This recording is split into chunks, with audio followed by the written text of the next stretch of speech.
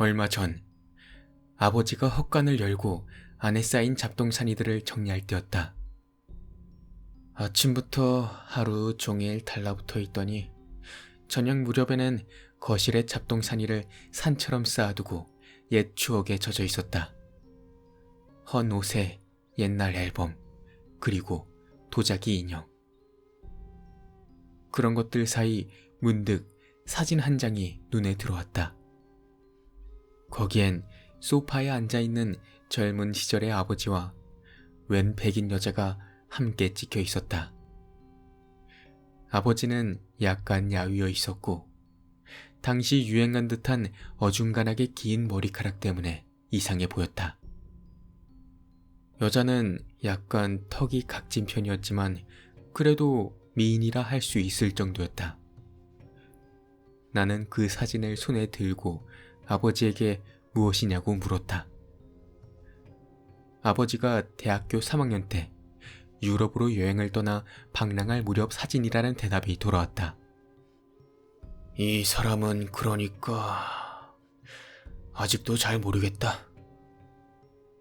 아버지는 뭔가 뒷사정이 있는 것처럼 말했다. 나는 혹시 하룻밤 함께 보내기라도 한 것인가 싶어 흥미가 동해 캐물었다. 영 기분이 나쁜 이야기라 말이지. 뭔데? 무서운 이야기야? 그게 그러니까 아버지가 유럽에 오고 한 달 반가량 지났을 무렵이었다고 한다. 아버지는 북유럽으로 향했다. 핀란드로. 우선 수도인 헬싱키로 향했지만 너무 물가가 비싸 하루 만에 빠져나왔다고 한다. 그리고 핀란드 북부 라플란드라 불리는 지역으로 향했다. 지명은 까먹었지만 작은 마을에서 사흘가량 머물렀다고 한다. 도시보다 물가가 쌀 뿐더러 워낙 외진 곳이라 동양 사람이 찾아온 일 자체가 처음이었다고 한다. 마을 사람들도 처음 보는 동양인에 신기해하며 아버지를 무척 환영했다고 한다. 현지 신문에 기사까지 실렸다고 하니 오죽했을까. 신이 난 아버지는 곧 서부에 있는 시골로 향했다. 그곳은 해안가 마을이었다. 거기 역시 동양인이 오른 일은 드물어 온갖 질문 세례를 받았다고 한다. 그 중에서도 아버지가 묵은 호텔에서 종업원으로 일하던 여자아이가 일본에 대해 큰 관심을 보였다고 한다.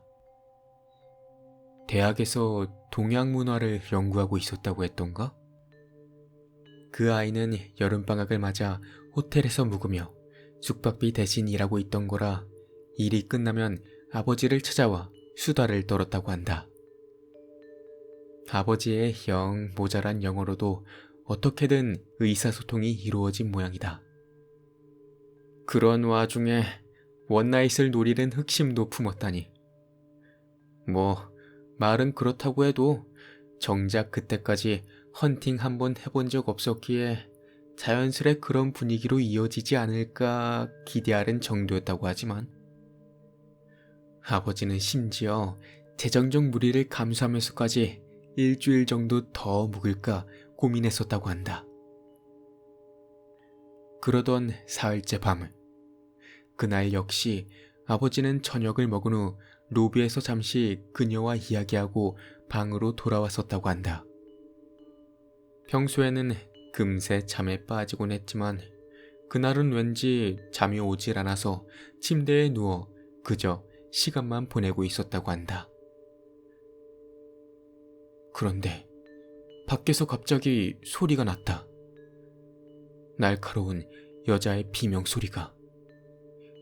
아버지는 깜짝 놀라 시계를 봤다. 새벽 2시 반이었다.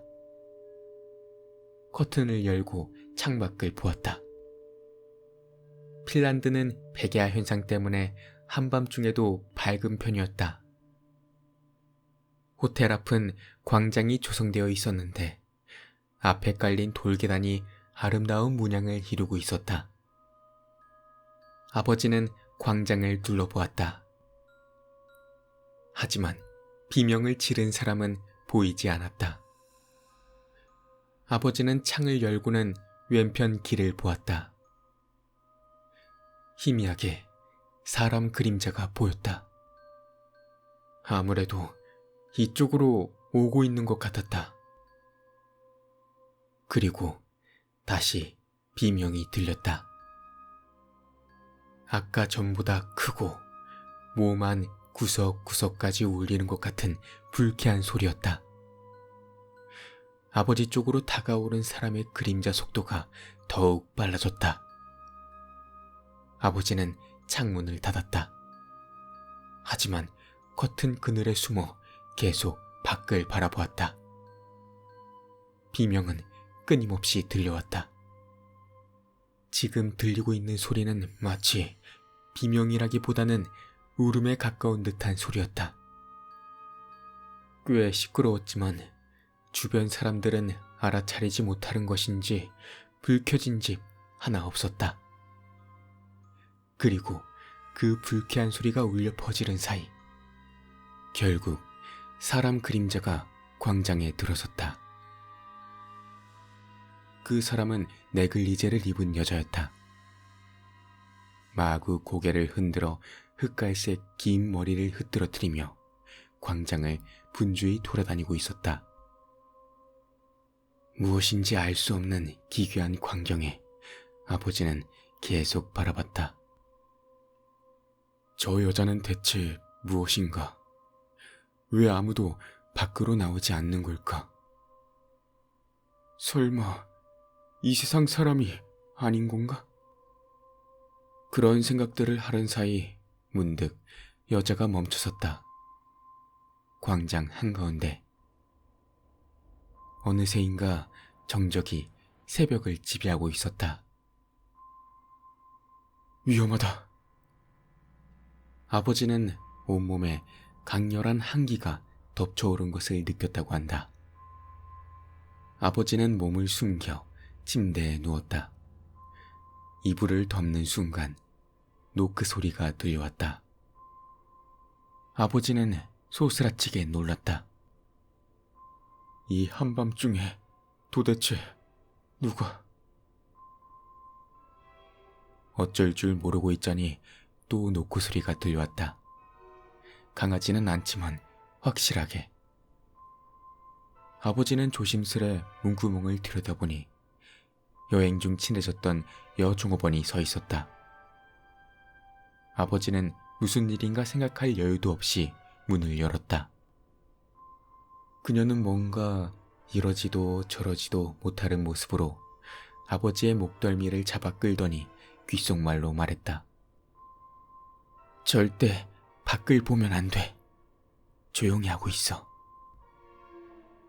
그러고는 순식간에 방에서 나갔다고 한다. 아버지는 허안이 벙벙해 한동안 문 앞에 서 있었다. 하지만 등 뒤에서 절규가 들려왔다. 깜짝 놀라 몸이 튀어올랐고 무심코 소리를 내고 말았다. 아버지는 침대로 뛰어가 이불을 뒤집어 썼다. 절규는 계속 이어졌다. 마치 이 방을 집요하게 노리고 있는 것처럼. 게다가 기분 탓인지 소리가 점점 가까워져 오른 것 같았다. 여긴 5층인데 2층, 3층, 4층. 그리고 마침내 문 바로 앞에서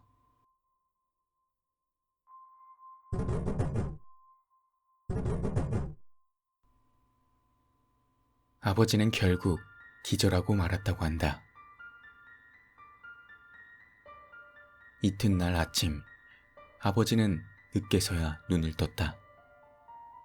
그런 일을 겪은 것에 비해서는 이른 시간이었고 세수를 하고 나니 꿈을 꾼 게 아닌가 싶었다고 한다. 사람 드문 레스토랑에서 늦은 아침을 먹고 있자니 그녀가 물을 따르러 왔다. 어젯밤과는 다른 웃는 얼굴로. 아버지는 어제 일을 물으려 했지만 그녀는 미소만 지은 채 가버렸다. 그 뒷모습을 고개로 갸웃거리다 물을 마시려니 컵 옆에 작게 접힌 종이 조각이 놓여 있었다. 이건 혹시 러브레터? 드디어 금발 미녀와의 썸이 생긴 건가 싶어 아버지는 기대에 부풀었다고 한다. 아버지는 종이 조각을 주머니에 넣고 서둘러 식사를 마친 후 방에 돌아왔다. 그렇게 아버지는 두근거리는 마음으로 쪽지를 펼쳤다. 당신 산재물이 될 거야. 빨리 도망쳐. 뭐지? 이게 대체 무슨 말이야? 무슨 소리인지 전혀 알아들을 수가 없었다. 어째서 산재물이 된다는 것인가? 머리가 혼란스러웠다. 아버지는 그녀에게 물어봐야겠다는 생각에 몸을 일으키자 노크 소리가 들려왔다. 노크를 한 사람은 인상 좋은 호텔 지배인이었다. 손님, 20일까지 묵을 예정이셨죠? 네. 조금 더 묵고 가시죠. 저희도 동양 문화에 관심이 많거든요. 방값은 싸게 해드릴 테니. 그게... 우리 종업원도 그랬으면 좋겠다고 하던데요. 그 말에 아버지는 깜짝 놀랐다. 아니요, 죄송합니다만 더는 묵을 수 없을 것 같습니다. 그러니까 말이죠. 친구하고 합류하기로 했던 걸 깜빡해서 오늘 나가보려고 했거든요. 지배인은 유감스럽다는 얼굴로 만류했지만 아버지가 끝끝내 거절하자 의외로 시원스레 물러났다고 한다. 아버지는 곧바로 짐을 싸서 오전 중 호텔에서 나왔다고 한다. 그녀에게는 작별 인사도 하고 싶었지만 도통 눈에 띄질 않았다고 한다. 호텔 로비에도 길거리에도 사람은 거의 없었지만 그럼에도 계속 누군가의 시선이 느껴졌다고 한다. 아버지는 그날 바로 헬싱키에 돌아와 핀란드를 떠났다. 지금 다시 생각해봐도 도대체 무슨 일이 있었던 건지. 그 후 덴마크에서 만난 핀란드 사람한테 이 이야기를 들려줬었지만 그 사람도 도통 이해를 못하더군. 그 여자가 나한테 장난친 게 아니냐고 했지만 그 시골 동네 사람이 나한테 장난이나 쳐서 뭐가 이득이라고.